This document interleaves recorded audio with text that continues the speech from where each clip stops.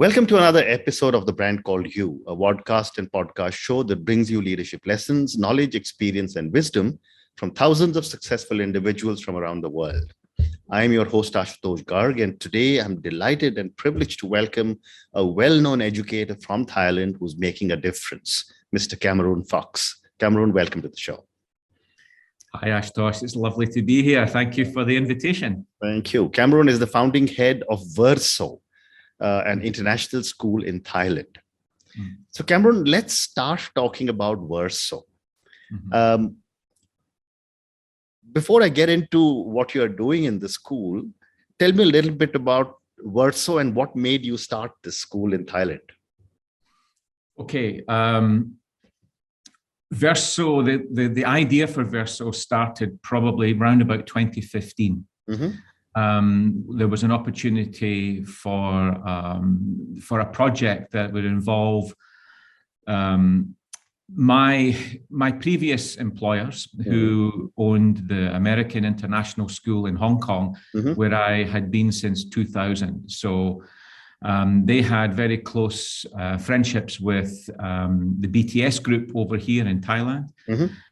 And they decided to pursue a kind of joint venture and bring the educational side and the corporate side here and put them together and create a school.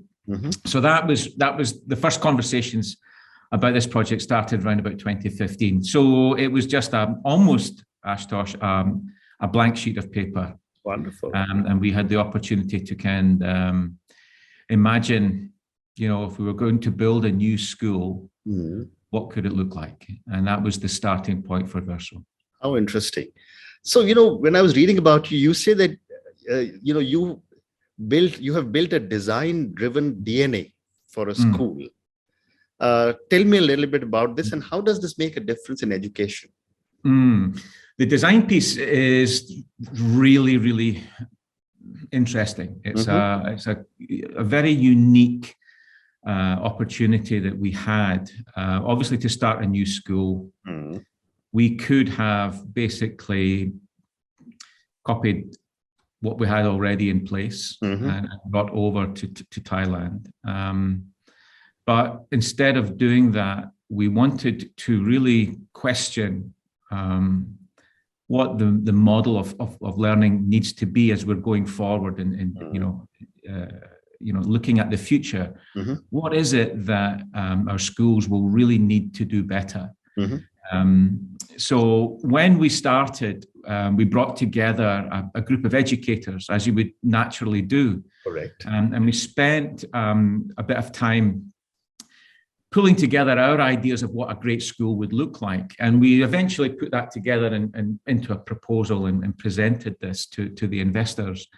And everyone was very happy with it. It was, it looked really good. But then when I was returning back to Hong Kong the night after the presentation, I suddenly felt we'd missed an opportunity because what we had done is really just cherry picked from all the other great schools that we had worked in Asia. We had cherry picked the best bits and put it together. And really, I thought we've actually missed a chance here to really think differently about school. So when you bring educators together, it's very difficult for us to unthink what school is. And that was why we approached IDEO, the design and impact design firm from San Francisco. And I went down to one of their offices in Singapore and I presented to them this idea of us trying to come up with a new type of school or a school with a vision for the future. And they were very excited about that.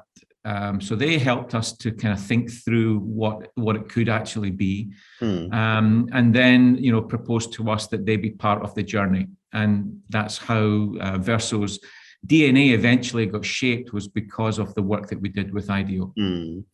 And what goes behind the name VERSO? Or is it an acronym or? No. There's actually a very long story about the name. It took us so long to land on a name. We actually had a working name for quite a while when we were working with IDEO. and they called it Lake School. So that was the project name for a long time. It was Lake School because the school site was actually on a lake. So not very exciting. Okay. However, it became something that we became very personally attached to. But when we started to do a little bit more of the market research, the name Lake didn't really it wasn't really gelling with our Thai partners here. So they asked us to try and find another name. So we spent, I don't know how many days trying to figure out a name for this school. And eventually we landed on VERSO by accident. Okay. When we discovered that VERSO actually refers to, it's a Latin word for an open book. Okay. And on the 2 pages, the right-hand side page is called the recto. And the left-hand side page is called VERSO. So when we thought, VERSO is the page that has been turned. So we thought that's a kind of nice novel name. It kind of speaks to us turning the page of education. It was progressive. It was contemporary in sound, so it fit. But the funny thing was that when I contacted the IDO team to let them know that we'd found this new name, I was a little bit worried, because we'd held on to this name of Lake School for so long. So I had to call and say, hey, I'm sorry to let you know, but we're going to change the name to VERSO. And they went, oh, that's great. And I was quite surprised. I thought you guys wanted it to be Lake. And they said, no. When you're a designer, you don't hold on to things too tightly. Okay. And, if better ideas come along, you embrace them. And they said, anyway, do you know how we found the name Lake? And I went, well, I thought it was because we had a lake. They said, no. We had a list of words in our office on the wall. And one night we were playing the darts game where we were throwing the darts behind our heads. And the most darts landed around the word lake. That's how they got the working name. Very interesting. I wish there were other such amazing stories for other schools named like this around the world. Suddenly the romance of the name would change completely. Yes. So, Cameron, moving on, you also talk about future-ready education. I'd like to get your perspective on what are the areas students need to prepare for their future. Yeah, so that was kind of the big question that we were grappling with during the conceptual design of VERSO. We're building a school for the future, but what does that mean? So when we were looking, at the research, we were looking at, the future, what was coming on the horizon, what was happening just now, we could see nothing but disruption. And I think probably disruption with a small d at that time. But nevertheless, we could see that, the current way that we do school is still a bit out of date compared to the reality of the world that our kids are moving into. So I think we wanted to grab that chance to say, look, let's build a school that really will help kids with the skills and the mindsets that we think they're going to need. Now, of course, we were working with a design firm like IDO. They helped us to see the world through the eyes of a designer. They helped us do, deep research. We questioned, and we spent a lot of time talking to families and educators around the world. We visited more than 25 schools. We were in the States, we were in Hong Kong and Singapore and Bangkok as well. So we got a really good sense from the people that we were actually designing the school for. What were their concerns? What were the great things that international schools were doing, but what were the things that we needed to get better at? And through that, the concept of the school developed. And when we say it's future ready, it really is about preparing kids with a mindset that they can cope and handle the massive amount of disruption that they're going to face. Academic knowledge is good. No one is denying that that's important. But I think what we see with many of our kids as they graduate through school and then head off into university is that we've inadvertently put them on a very narrow path. They have got the success metric from school is very narrow. You know, it's based on academic grades. It's based on IB scores or APs. It's a very narrow funnel. And when kids finish school, they're probably well prepared academically. But when they move into college or when they move into university or they end up going into work, that world is a very different place. And I don't think we really are adequately preparing kids with the skill sets that they need to navigate that. And that was kind of something that we all felt was important. So designing the programming at our school has been influenced greatly by that need to help kids develop skills. Content knowledge, yes, but skills, how to do things, how to use that knowledge, how to lead your own learning.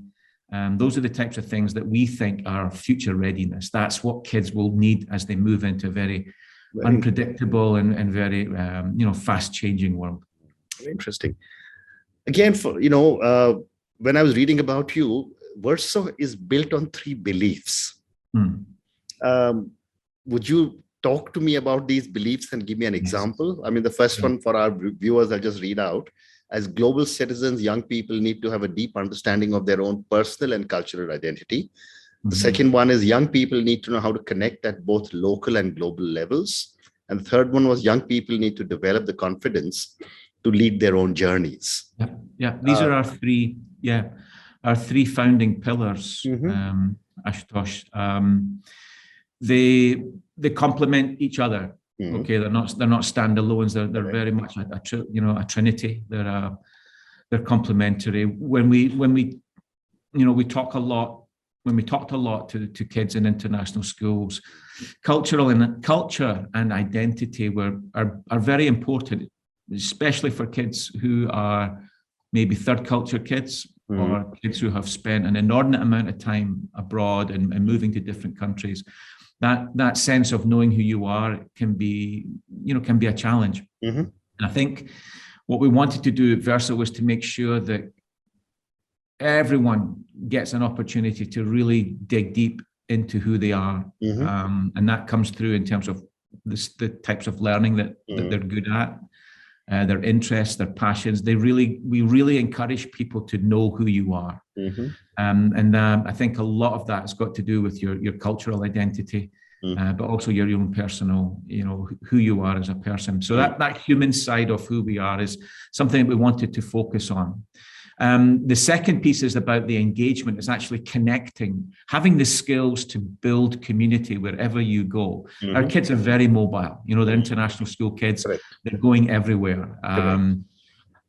One of the big skill sets or one of the talents that we saw so clearly with the IDO team was that no matter where they go, they know how to build a network. They know how to connect with people. They know how to be able to talk to people who live in those communities. And we saw that as being a really, really important skill for international kids.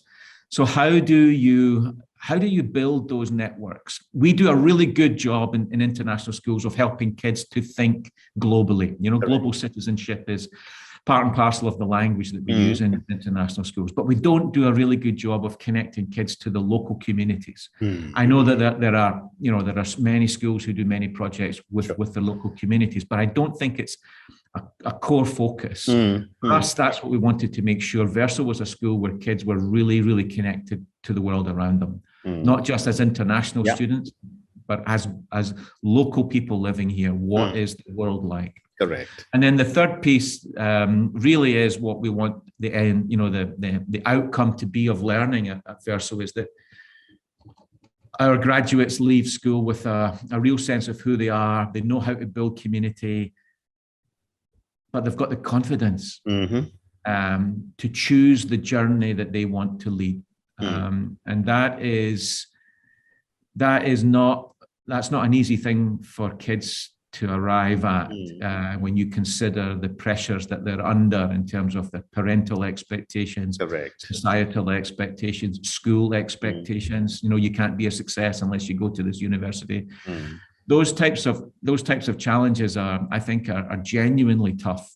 And what we want to do is to have kids who go, I've got the confidence to know this is my passion, this is what I want to do, this is what I want to follow. And whether that takes me to university or down another path, I think we've got to be okay with that, because that road to university is not the only pathway to success. And unfortunately, that seems to be, that's the dominant force in a lot of kids' lives, is that I can't be successful unless I'm getting into this type of college or this type of university. And we want people to think, no, we can do it our way.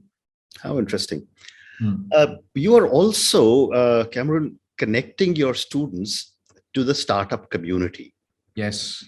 Is this because you see entrepreneurship as a distinct opportunity for students to develop their careers in, or is it give them an exposure for something else?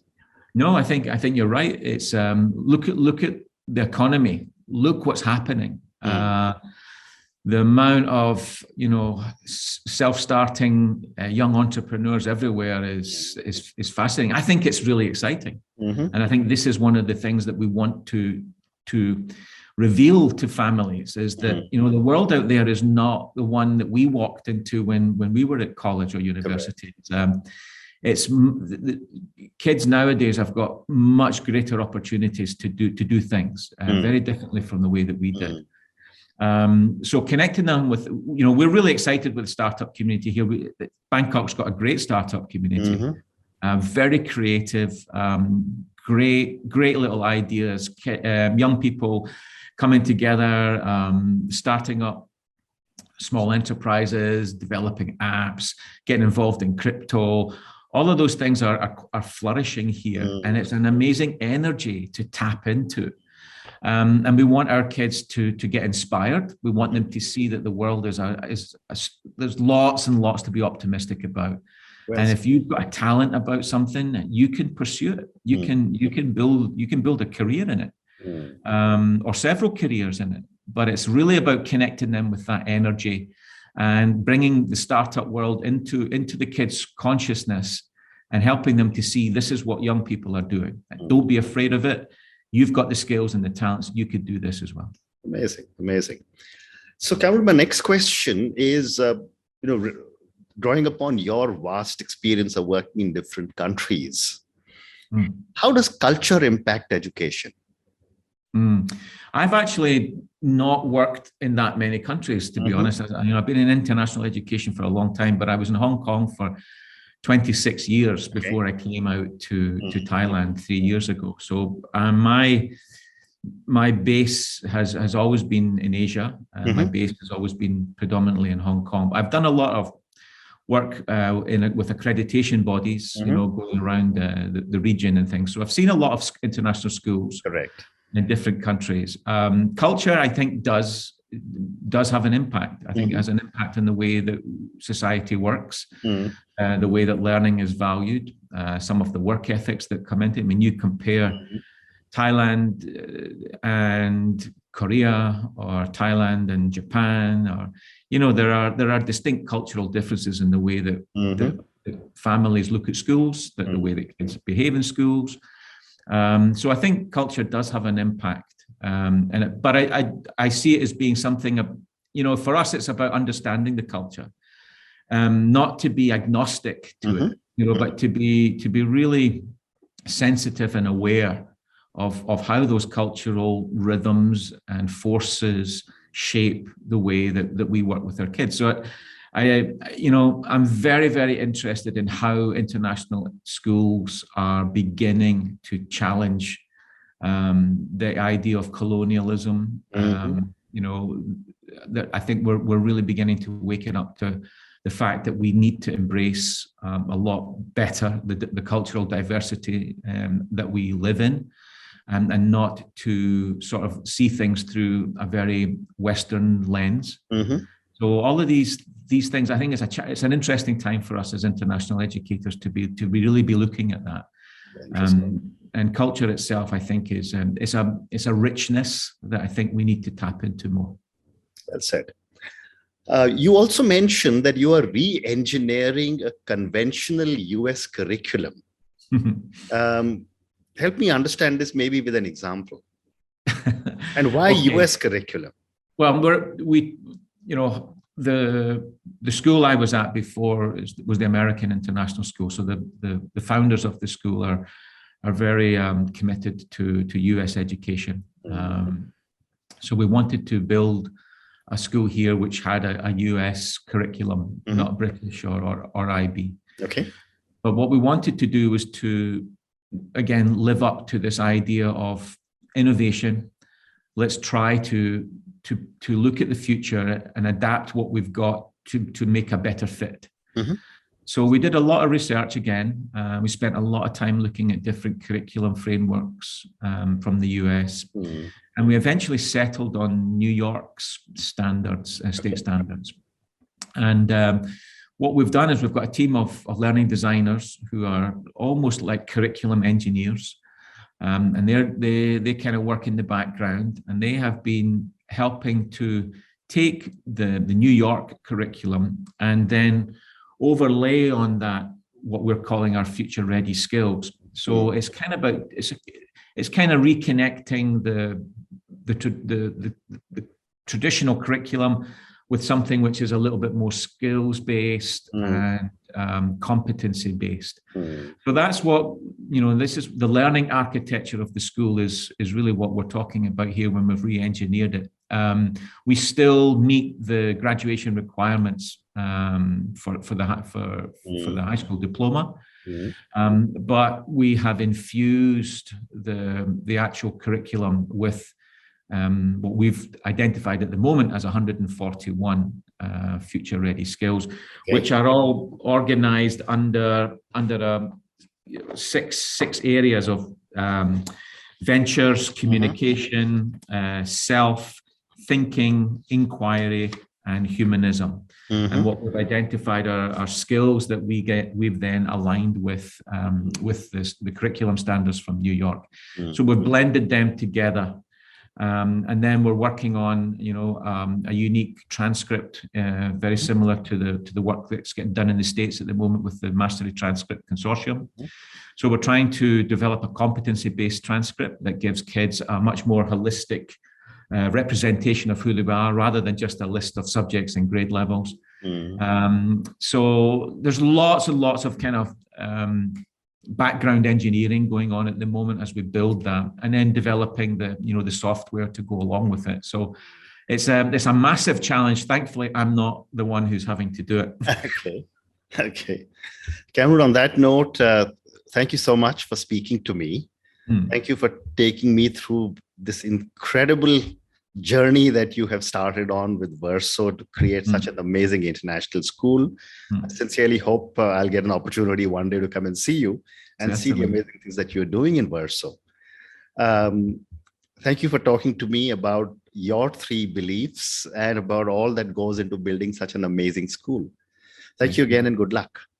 Thank you. It's been lovely to meet you, and all the best with the podcast. Thank you. Thank you. Thank you for listening to the Brand Called You videocast and podcast, a platform that brings you knowledge, experience, and wisdom of hundreds of successful individuals from around the world. Do visit our website www.tbcy.in to watch and listen to the stories of many more individuals. You can also follow us on YouTube, Facebook, Instagram, and Twitter. Just search for the Brand Called You.